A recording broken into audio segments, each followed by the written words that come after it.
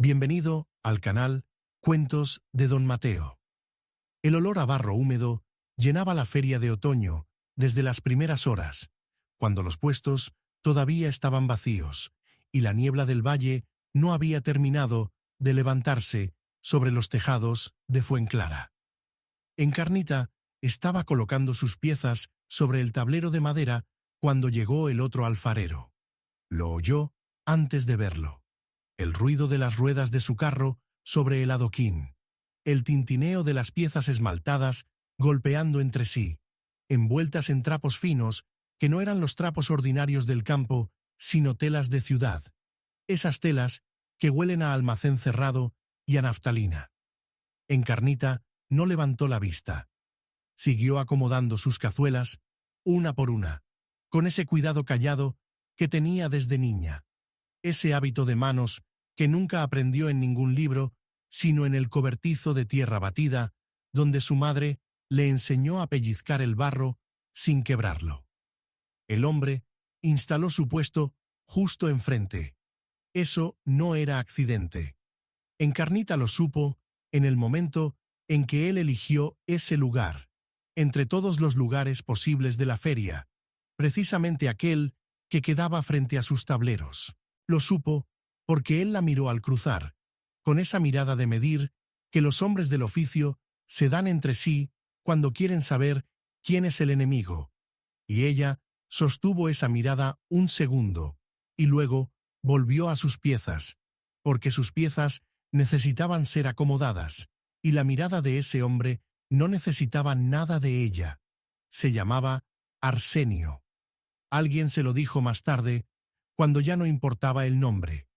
Lo que nadie en la feria de Fuenclara sabía esa mañana de octubre, lo que ni la propia Encarnita podía imaginar, mientras acomodaba sus lebrillos anchos sobre el tablero astillado, era que 3 semanas después llegaría un arriero al pueblo con una nota doblada en 4 y sellada con cera oscura. Una nota que venía del prior del monasterio de Piedrasanta, a 3 jornadas de camino, y que esa nota cambiaría la manera en que el pueblo entero miraba el barro tosco de las manos de Encarnita. Pero antes de esa nota, antes de ese arriero y de esa cera oscura, estaba la mañana de la feria. Estaba Arsenio y su voz que llegaba clara desde el otro lado de la calle empedrada.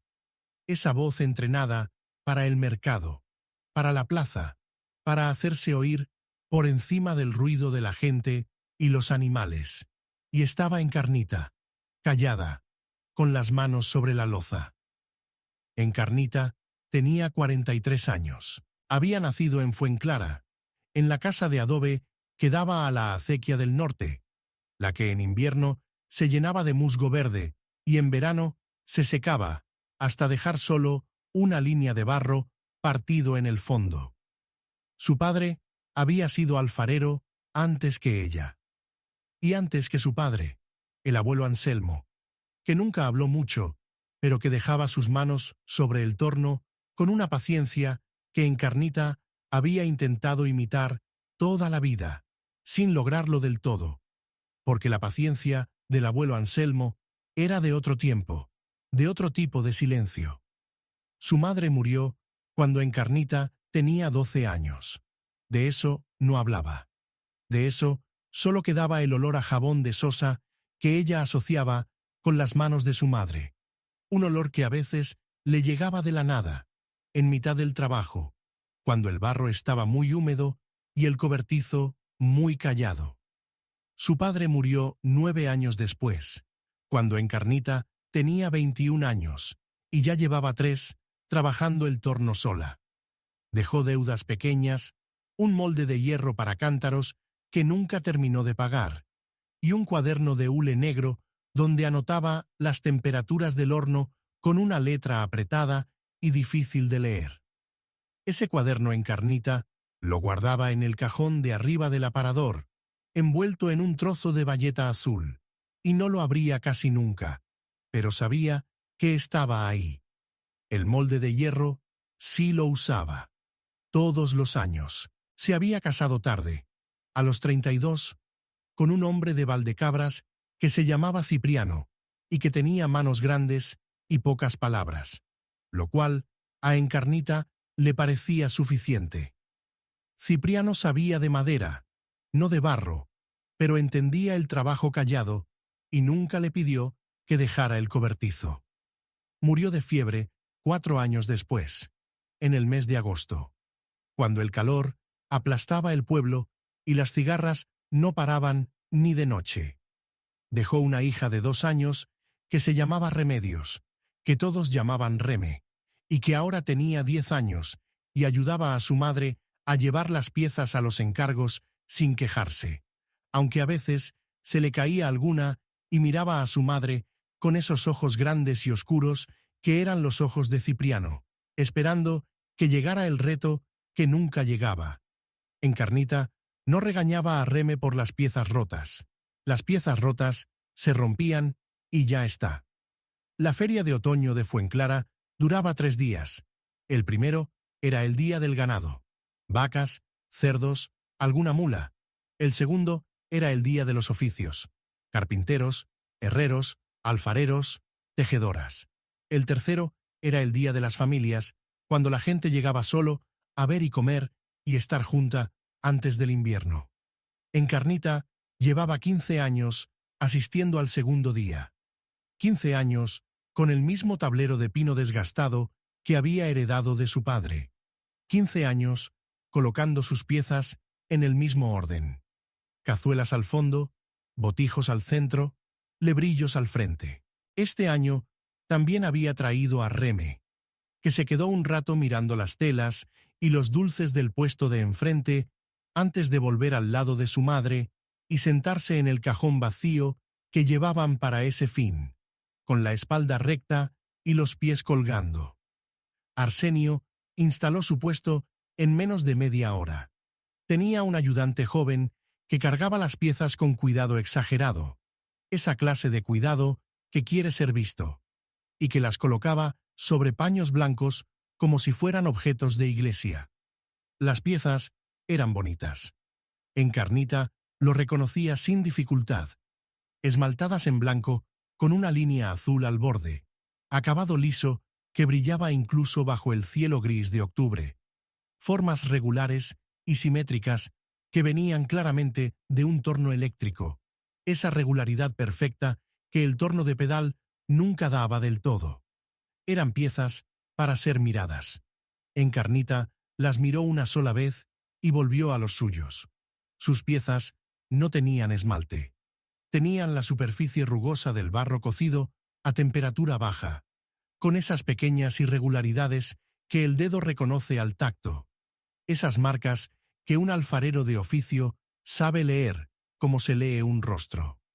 Sus cántaros eran anchos de panza y estrechos de cuello, hechos con el molde de hierro del padre y terminados a mano, y cuando uno los llenaba de agua y los dejaba a la sombra, el agua salía fresca horas después, porque el barro poroso transpiraba y al transpirar enfriaba, como siempre había hecho el barro desde antes de que nadie lo llamara cerámica.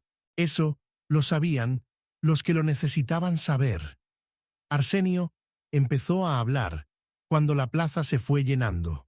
No hablaba a gritos, eso también era calculado. Hablaba en ese tono de voz que parece conversación, pero llega lejos, el tono de los vendedores que saben que el chiste se escucha mejor cuando parece que no va dirigido a nadie. Encarnita oyó las primeras palabras mientras atendía a una mujer de mediana edad que le preguntaba el precio de una cazuela mediana. «Fíjese usted en el acabado», decía Arsenio, y aunque no señalaba directamente el puesto de Encarnita, su brazo extendido apuntaba en esa dirección con la precisión suficiente para que los que miraban entendieran la comparación. «Fíjese en cómo queda la superficie. Aquí no hay granos, no hay rugosidad, no hay esa aspereza de barro mal trabajado que se llena de suciedad con el uso». La mujer que preguntaba el precio de la cazuela levantó los ojos hacia el puesto de Arsenio. Luego los bajó hacia la cazuela de Encarnita. Luego los volvió a levantar. «¿Cuánto vale?». preguntó, aunque su voz ya tenía esa cualidad de quien está preguntando por cortesía. Encarnita le dio el precio. La mujer asintió, dijo que volvería y cruzó la calle hacia el puesto de enfrente. No volvió. A media mañana, un grupo de 3 hombres se detuvo frente al puesto de Arsenio y el alfarero bajó la voz para hablarles directamente. Esa confidencialidad falsa de feria que en realidad está diseñada para que todos los vecinos escuchen. Lo que tiene esa mujer ahí enfrente, dijo, con un gesto vago hacia los tableros de Encarnita, es lo que se hacía hace 50 años, cuando no había otra cosa. Barro sin tratar, sin glasear, sin trabajar, bueno para guardar en la cuadra. Uno de los hombres rió. El otro miró hacia el puesto de Encarnita con esa expresión de quien confirma lo que ya sospechaba. El tercero no dijo nada, pero tampoco se fue. Reme, que estaba sentada en el cajón, escuchó todo. Tenía 10 años, pero no era tonta. Miró a su madre.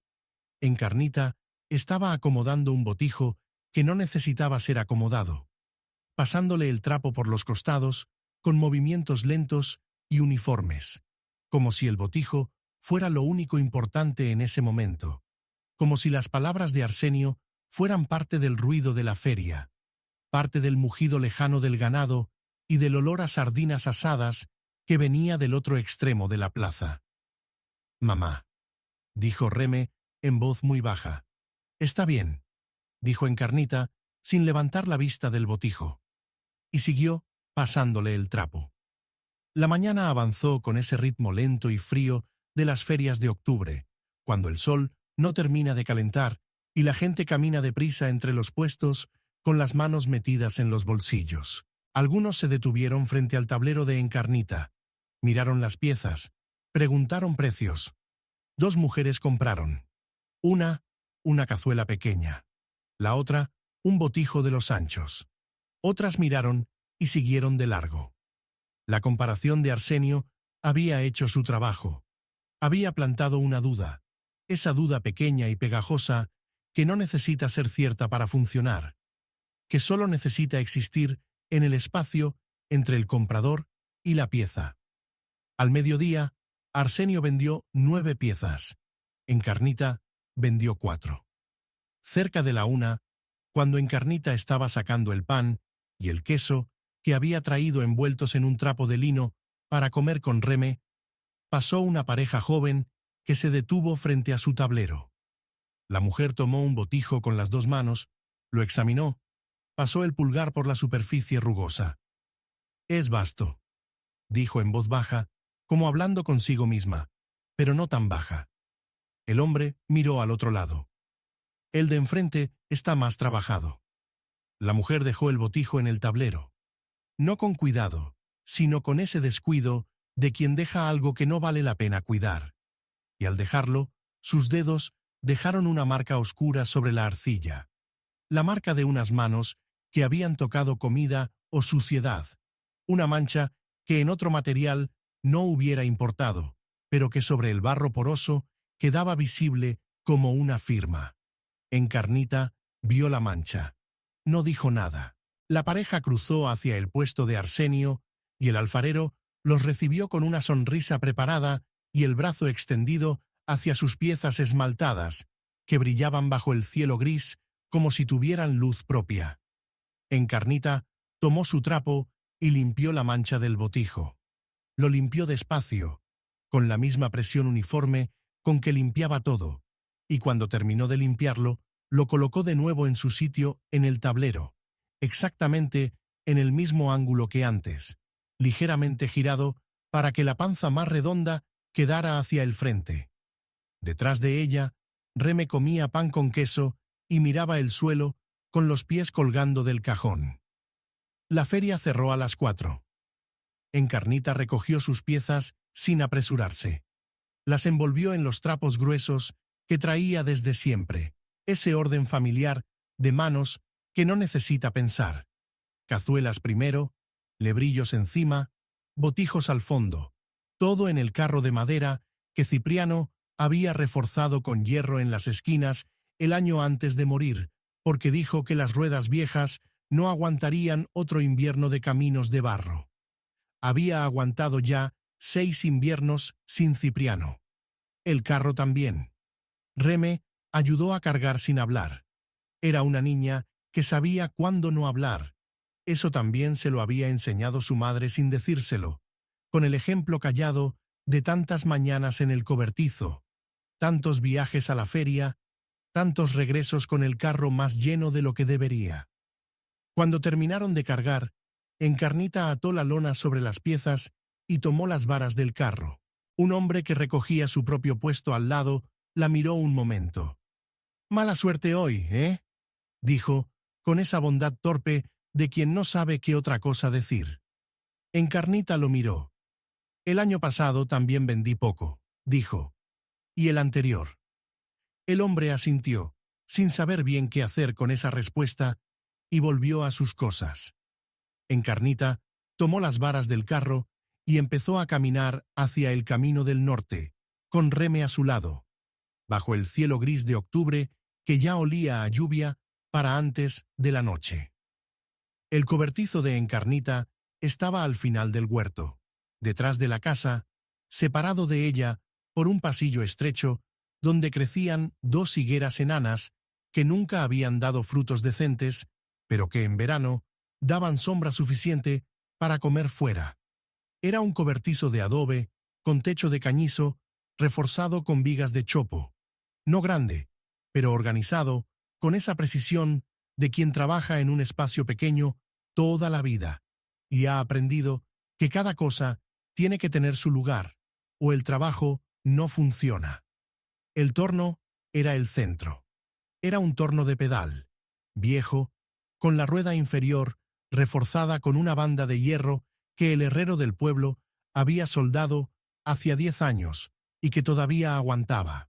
Al fondo, el horno, de leña, construido por el abuelo Anselmo en una época en que nadie había oído hablar de hornos eléctricos, con paredes de barro refractario que Encarnita repasaba cada año antes del invierno, rellenando las grietas con la mezcla de arena fina y arcilla que había aprendido a hacer de su padre.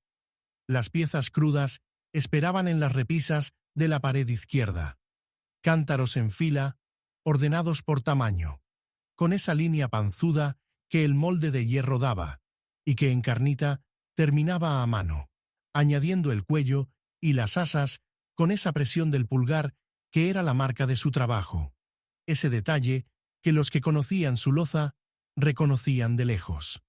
El molde de hierro colgaba de un clavo en la pared derecha. Era grande y pesado, de un hierro oscuro que los años habían cubierto de una pátina que no era óxido, sino uso. Esa pátina que el hierro adquiere cuando muchas manos lo tocan durante mucho tiempo. En el borde inferior, el abuelo Anselmo había grabado con un clavo las letras AF, sus iniciales, y debajo una fecha que Encarnita no recordaba de memoria, pero que sabía que era anterior a la guerra. Ese molde había hecho los cántaros que el prior del monasterio de Piedrasanta había encargado el año anterior, sin que Encarnita lo supiera todavía esa noche de octubre, mientras vaciaba el carro y acomodaba las piezas no vendidas de vuelta en las repisas con el mismo cuidado con que las había sacado esa mañana. Reme cenó sopa de pan con ajo y se fue a la cama sin pedir que le contaran nada. Encarnita se quedó sentada a la mesa de la cocina con un vaso de vino tinto que no bebió, mirando la llama del candil moverse con el viento que entraba por la rendija de la puerta. Pensó en la mancha del botijo, no en Arsenio, no en la risa de los hombres, no en las piezas esmaltadas que brillaban como platos de boda.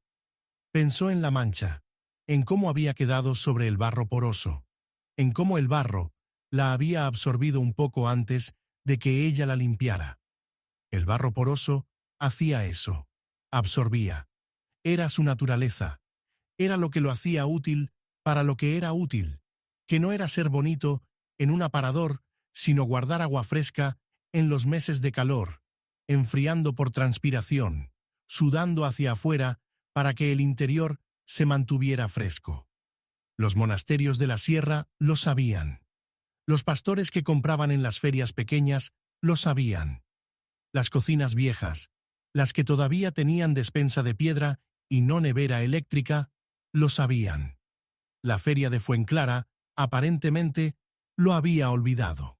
Encarnita no dijo nada de todo esto en voz alta porque no había nadie que lo escuchara y porque no era de las personas que se hablan a sí mismas. Apagó el candil y fue a la cama. Afuera, la lluvia empezó a caer sobre los tejados de Fuenclara con esa persistencia de la lluvia de octubre, lenta y continua, que moja la tierra hasta el fondo y huele a tierra vuelta y a hojas mojadas y a ese olor particular del barro cuando el agua le cae encima y él la recibe.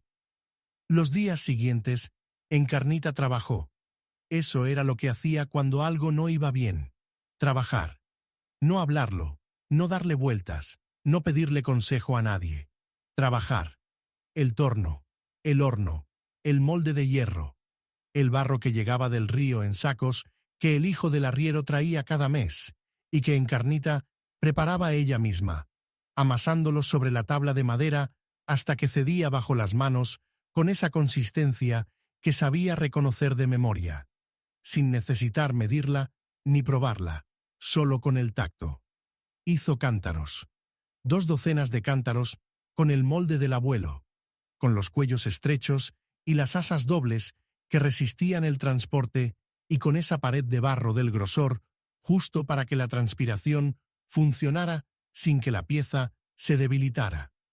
Los dejó secar una semana en el cobertizo, en las repisas de la pared izquierda, y luego los metió al horno en 2 hornadas, cargando la leña de encina que guardaba bajo el alero desde el verano. El horno olía a tierra caliente cuando se encendía. Era un olor antiguo, anterior a todo lo que Encarnita recordaba, un olor que venía del abuelo Anselmo y de antes del abuelo Anselmo, de cuando el barro y el fuego eran las 2 únicas cosas que el ser humano sabía hacer con las manos. Reme venía después de la escuela y se sentaba en el taburete bajo la ventana, haciendo las tareas con el cuaderno sobre las rodillas, mientras la madre trabajaba al torno. No hablaban mucho. No necesitaban hablar. El sonido del torno de pedal, el chirrido suave de la rueda inferior, el golpe sordo del barro sobre la superficie mojada, eran sonidos que la niña conocía desde siempre. Sonidos que formaban parte del mismo silencio que el cobertizo, que la higuera de la puerta, que el olor a tierra húmeda que impregnaba toda la casa. Un mediodía, sin venir a cuento, Reme levantó los ojos del cuaderno y dijo: el hombre de la feria era malo. Encarnita no dejó de trabajar. Era un vendedor, dijo. Es lo mismo. Encarnita pensó en eso un momento. No siempre, dijo al fin. Reme no respondió. Bajó los ojos al cuaderno. Y la conversación terminó ahí, en ese espacio donde las 2 dejaban caer las cosas sin necesitar recogerlas. El arriero llegó un martes por la mañana, 18 días después de la feria. Encarnita estaba en el huerto cortando las últimas alcachofas cuando oyó el ruido de las herraduras en el camino del norte y vio al hombre acercarse con una mula cargada de bultos y una expresión de quien lleva viajando desde muy temprano. ¿Es usted la alfarera de Fuenclara?, preguntó, parándose frente a la cerca del huerto. Soy, dijo Encarnita. El hombre sacó del bolsillo interior del chaleco una nota doblada en 4, sellada con lacre oscuro. Del prior del monasterio de Piedrasanta, dijo. Me pidió que la entregara en mano. Encarnita limpió las manos en el delantal y tomó la nota. El lacre estaba intacto. El sello era una cruz simple sobre un círculo. Rompió el lacre con el pulgar y leyó. La letra era pequeña y apretada. de alguien acostumbrado a escribir mucho en poco espacio. El prior preguntaba, con la cortesía formal de los religiosos, si la alfarera de Fuenclara podía atender un encargo de 40 cántaros del mismo modelo que el año anterior, para su entrega antes de la Navidad. Añadía que había mencionado su loza en una carta a otro convento, el de Santa Clara del Pinar, a 2 jornadas al sur, y que ese convento también estaba interesado en 20 cántaros de las mismas características, 60 cántaros en total. Encarnita leyó la nota 2 veces, luego la dobló de nuevo con el mismo doblez original y la metió en el bolsillo del delantal. ¿Hay respuesta?, preguntó el arriero. Dígale al prior que sí, dijo Encarnita, que los tendrá a tiempo. El arriero asintió, tomó las riendas de la mula y continuó su camino por el pueblo. Encarnita se quedó de pie en el huerto, con la alcachofa que había cortado todavía en la mano, mirando el camino vacío donde las herraduras habían levantado una nube de polvo fino que el viento de octubre dispersaba lentamente hacia el norte. 60 cántaros, el doble de lo que había llevado a la feria, más de lo que había vendido en todo el año anterior, y un precio que el prior pagaba sin regatear, porque los monasterios de la sierra sabían lo que valía la loza que mantenía el agua fría el doble de tiempo que cualquier cerámica esmaltada de la capital. Encarnita volvió a sus alcachofas. Lo que el pueblo de Fuenclara supo de la nota del prior, no lo supo por Encarnita, lo supo por el arriero, que paró en la taberna de Gregorio a beber algo caliente antes de continuar su camino, y que al arriero se le fue la lengua con la naturalidad de los hombres que viajan solos y cuando encuentran compañía necesitan contar. Dijo que venía de llevar un encargo al prior de Piedrasanta y de paso a entregar un recado a la alfarera, que el prior quería más cántaros de los suyos porque eran los mejores que había encontrado para guardar el agua en verano. En la taberna de Gregorio había 4 hombres a esa hora de la mañana. Al mediodía lo sabía la mitad del pueblo. Al atardecer lo sabía la otra mitad. Petra, la mujer de Gregorio, que tenía una lengua que no descansaba ni en Cuaresma, lo contó en la fuente mientras llenaba el cántaro de la tarde, y lo contó con esa precisión involuntaria de quien no sabe que está poniendo en orden las piezas de algo más grande, que el prior del monasterio de Piedrasanta llevaba años comprando los cántaros de Encarnita, que los había recomendado a otro convento, que el agua duraba fresca el doble en esos cántaros que en cualquier otro, que la loza tosca de la alfarera de Fuenclara no era descuido ni atraso, sino una técnica que los religiosos de la sierra conocían y valoraban desde hacía tiempo. Arsenio no estaba en Fuenclara para escuchar ninguna de estas conversaciones.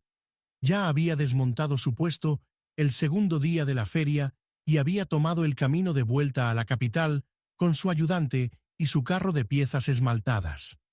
Fuenclara era uno de los muchos pueblos de su ruta y no el más importante. Eso también lo supo el pueblo. Y que lo supiera fue parte de la historia. La noche en que Encarnita metió el segundo lote de cántaros al horno, Reme se quedó despierta hasta tarde, sentada en el taburete del cobertizo, con la cara roja por el calor que salía de la boca del horno cuando se abría para revisar la temperatura. Tenía el cuaderno de tareas en las rodillas, pero no lo miraba. Miraba el fuego. «¿Por qué el agua queda más fría en tus cántaros?», preguntó. Encarnita cerró la puerta del horno y se limpió las manos en el trapo. «Porque el barro respira», dijo. «¿El barro respira?». «A su manera». Encarnita se sentó en el banco bajo la ventana, frente a la niña. El barro poroso tiene pequeños agujeros que no se ven, pero que están. Por esos agujeros pasa el agua muy despacio hacia afuera. Cuando el agua sale, lleva el calor con ella, y lo que queda adentro queda más fresco. Reme pensó en esto. Como cuando uno suda, dijo. Como cuando uno suda, dijo Encarnita. La niña miró el horno. El hombre de la feria no sabe eso.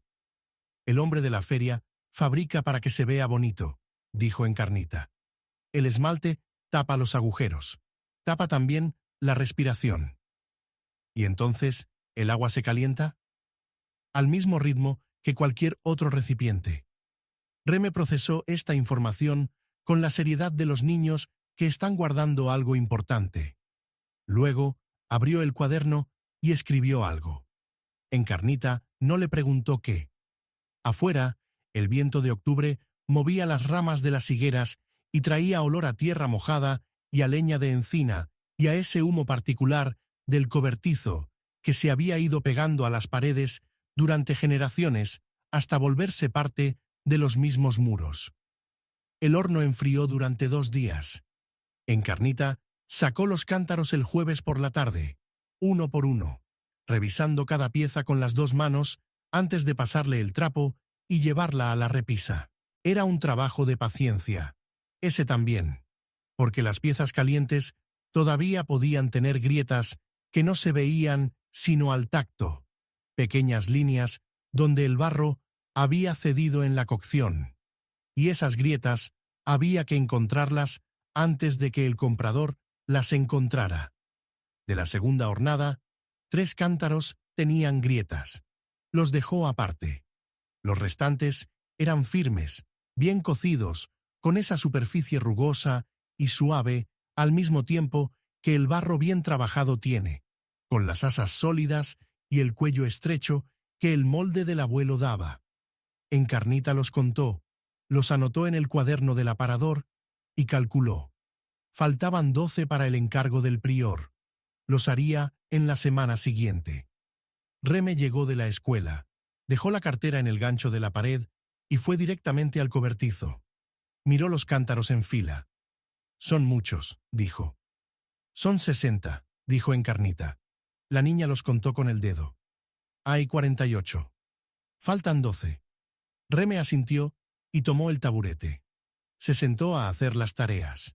El cobertizo olía a barro cocido y a encina quemada y a ese polvo suave que las piezas nuevas sueltan cuando se las toca.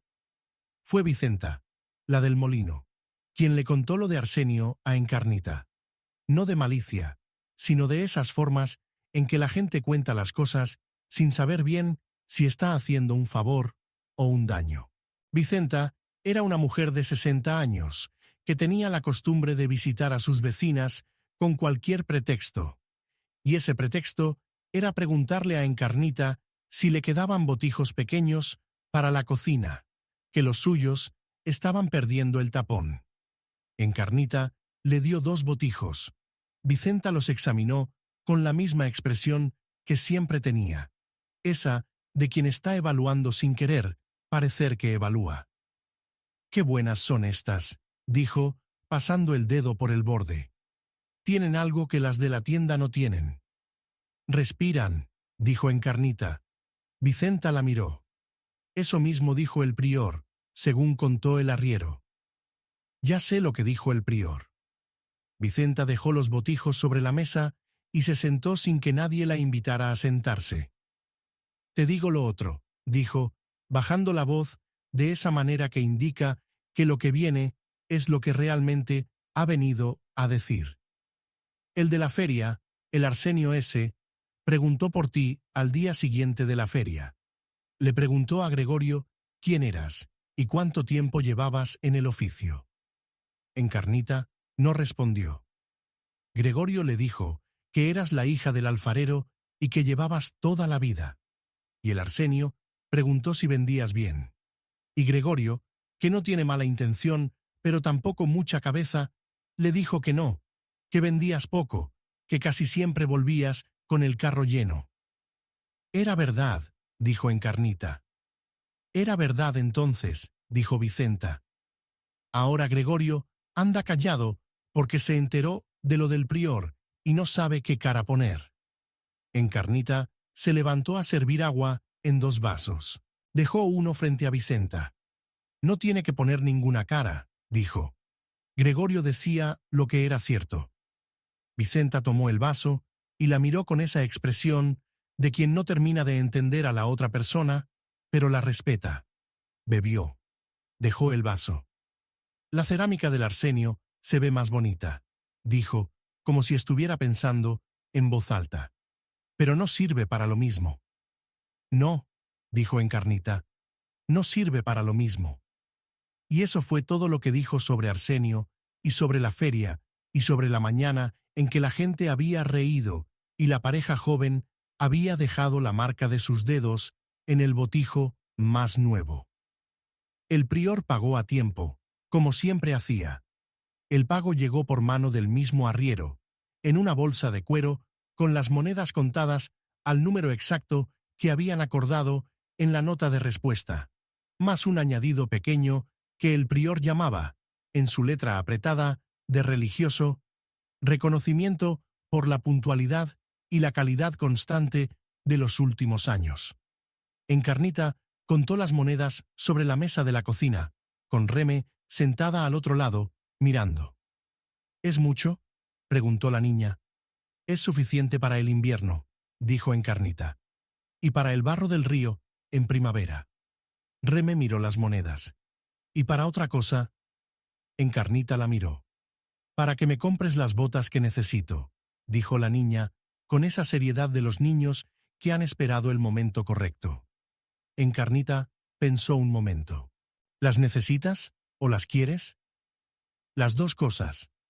Encarnita no pudo evitar que una cosa pasara por sus labios que no era exactamente una sonrisa, pero que se le parecía. Las dos cosas juntas, dijo, también cuentan. Guardó las monedas en la caja del aparador. La misma caja donde su padre había guardado las suyas y donde ella guardaba las propias desde que quedó sola. Y la cerró con el pasador de hierro que chirriaba siempre que se cerraba. El convento de Santa Clara del Pinar mandó su pedido 3 semanas después, también por arriero, también con nota de la Madre Superiora. 20 cántaros. El mismo modelo. La misma calidad constante, decía la nota, que había descrito el prior de Piedrasanta en su carta. Encarnita trabajó 2 semanas más para cumplir ese encargo.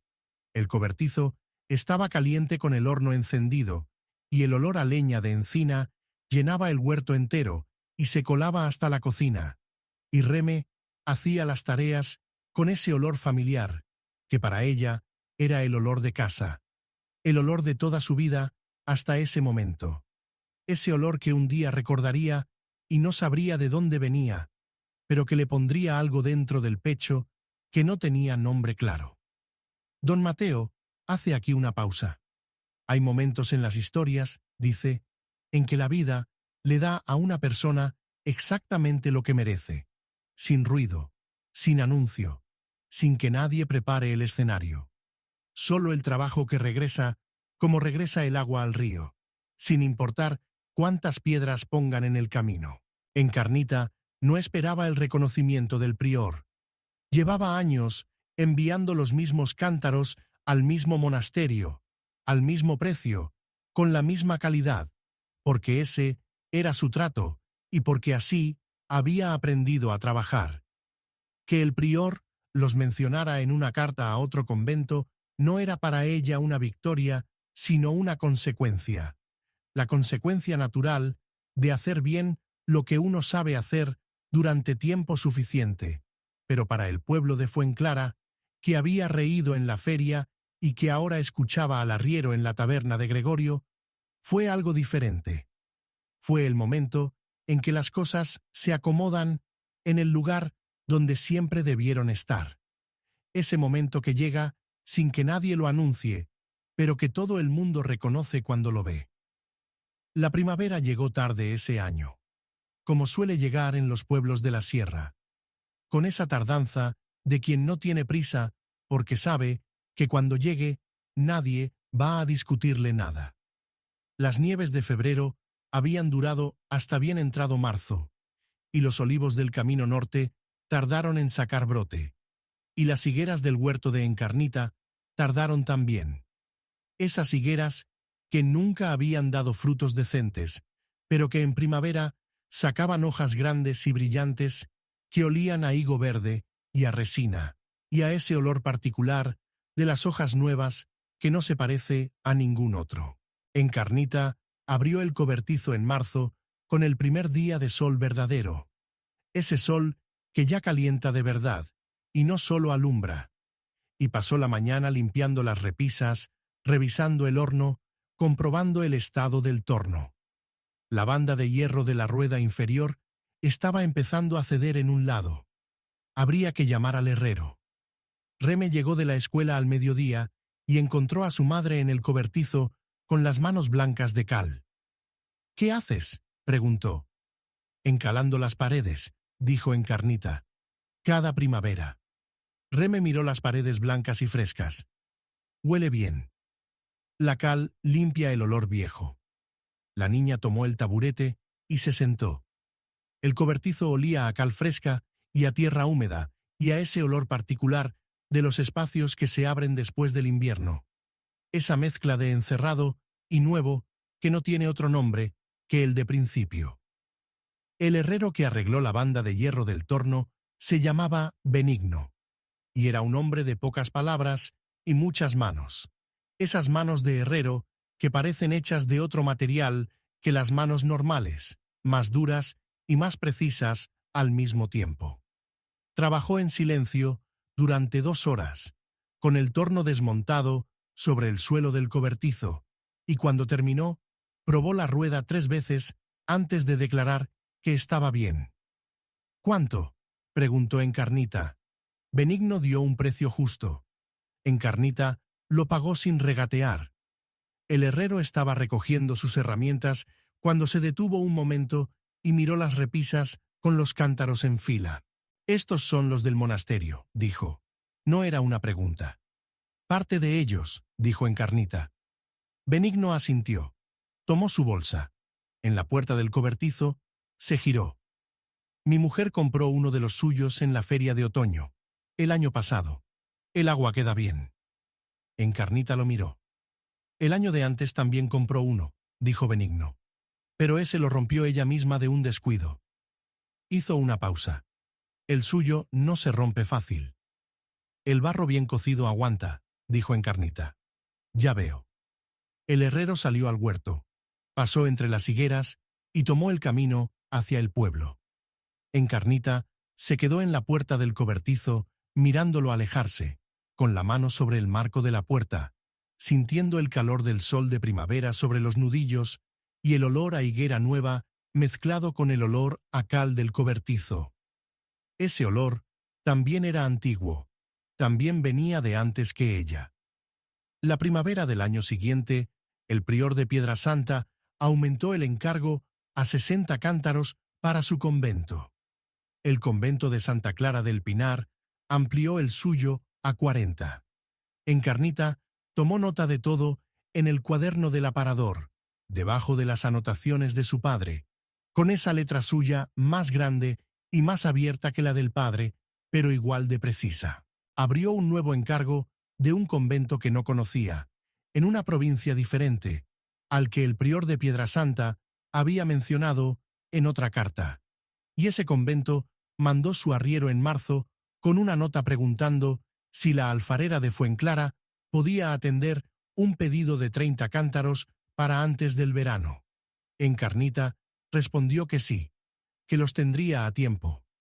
Reme, que ya tenía 11 años y empezaba a ser una sombra competente en el cobertizo, aprendió ese año a preparar el barro, a amasar la arcilla sobre la tabla de madera hasta que cedía con la consistencia correcta, a reconocer, cuando estaba lista, no por el tiempo, sino por el tacto.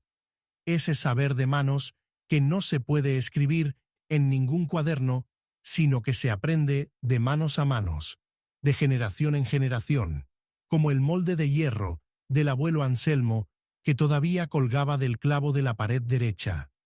Las iniciales AF en el borde inferior, la fecha anterior a la guerra. Don Mateo recoge aquí su voz un poco. como hacen los ancianos cuando llegan al final de una historia que les ha costado algo contarla bien. El pueblo de Fuenclara no organizó ningún acto en honor de Encarnita. No había placa, ni discurso, ni mención en la misa del domingo. Lo que hubo fue algo más silencioso y más duradero. Que la gente empezó a parar frente al cobertizo cuando necesitaba cántaros. No solo la gente del pueblo, sino la de los pueblos vecinos que habían oído hablar de la loza de la alfarera de Fuenclara, y que Encarnita los atendía con la misma tranquilidad con que siempre había atendido a todo el mundo, sin hacer mención de la feria, ni de Arsenio, ni de la mañana en que la risa había cruzado la plaza empedrada. Algunas cosas, dice don Mateo, no necesitan ser nombradas para estar presentes.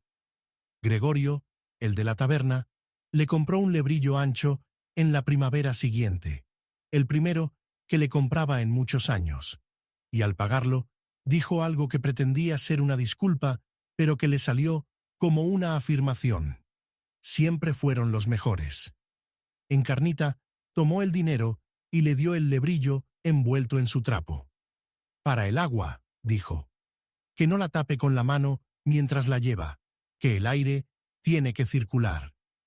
Gregorio dijo que sí con la cabeza, y se fue con su lebrillo bajo el brazo, y la cara de alguien que ha aprendido algo que preferiría no haber tenido que aprender. Reme lo vio desde la puerta del cobertizo. ¿Le diste el mejor?, preguntó. Le di el del precio que pagó, dijo Encarnita. La niña pensó en esto. ¿Hay diferencia? Todos son del mismo precio, dijo Encarnita, y todos son buenos. Reme asintió, y esa respuesta también la guardó en algún lugar donde las cosas se guardan sin decidirlo. Los cántaros del abuelo Anselmo, con el molde de hierro del clavo de la pared derecha, siguieron llegando a los monasterios de la sierra durante años.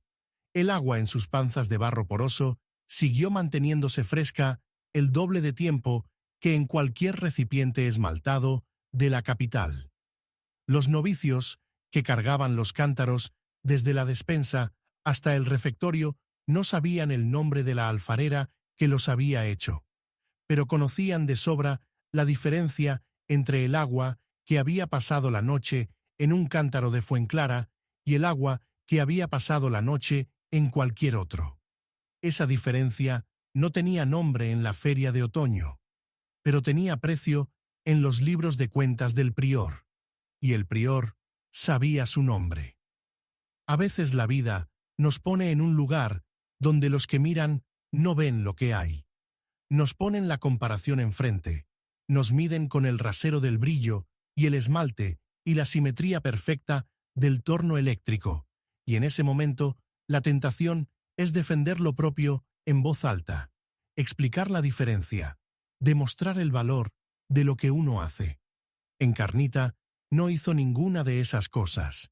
Siguió trabajando con el molde del abuelo, siguió cociendo a la temperatura justa, siguió enviando los cántaros a quienes los necesitaban para lo que eran, y dejó que el barro hablara con el tiempo, que es la única lengua en la que el barro sabe hablar, de verdad. Encarnita nos recuerda que hay trabajos que no se explican, que se demuestran, que hay calidades que la feria no ve, pero que el invierno reconoce, que el barro tosco de las manos de una alfarera callada puede ser, para quien sabe leerlo, la diferencia entre el agua tibia y el agua que refresca la sed. Los que ríen del barro tosco, dice don Mateo, raramente saben para qué sirve la sed. Gracias por acompañar esta historia hasta el final. Si tocó tu corazón, déjame tu comentario aquí abajo. Los leo todos con mucho cariño, y cada palabra que escribís me importa. No olvides suscribirte al canal para seguir compartiendo más relatos llenos de emoción, esperanza y vida real. ¿Alguna vez sentiste que el trabajo más silencioso era el más valioso y que el tiempo terminó dándole la razón?